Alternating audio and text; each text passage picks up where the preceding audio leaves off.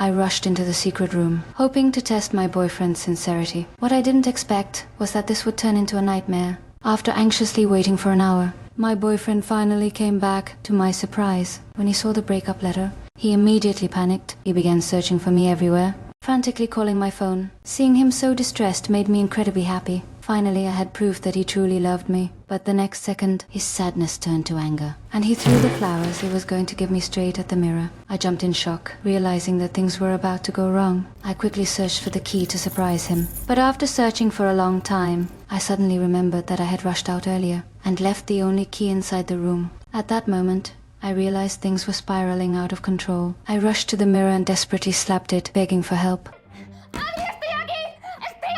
But the soundproofing of the secret room was so good, he couldn't hear a thing. I quickly pulled out my phone, but there was no signal at all. Panicked, I grabbed a chair and tried to smash the mirror. But the bulletproof glass didn't react at all. No one would know that I was trapped here. In the middle of the night, my boyfriend, who had been searching for me all day, finally returned. Seeing his sad, agonized face made my heart ache. I was standing right in front of him, but he still couldn't see me. The next day, my boyfriend decided to call the police. But they only told him to go back and wait for updates, that they would investigate slowly. My last hope began to fade away. On the third day of being trapped, I was so hungry that I had lost all strength. In order to survive, I rummaged through the secret room for expired cans, drank the spoiled water, and even tried to dig through the walls with a spoon. At this point, my boyfriend was already in extreme grief. Watching the breakup video I made, his sadness turned into anger. He thought I had abandoned him and was ready to completely erase me from his world.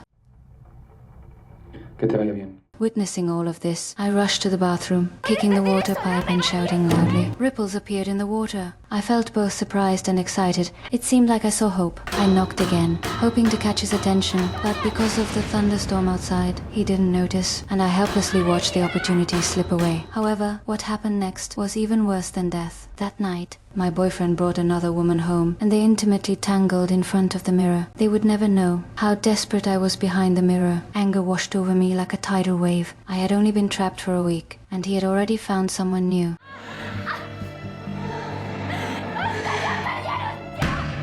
Watching them walk into the bedroom, I realized that I was finally paying the price for my actions. I angrily banged on the glass, from despair to silent screams. The next morning, the woman actually brushed her teeth with my toothbrush, completely acting as if she were the lady of the house. I was so angry that I shouted at the sink. She seemed to hear something. Leaning down to check the noise, I grabbed at the last chance like a lifeline, shouting loudly at the pipe. She hesitated for a moment, but then continued to wash up. Not long after, I discovered that the secret room could control the water temperature outside. While the woman was taking a shower, I intentionally set the water temperature to a dangerously high level.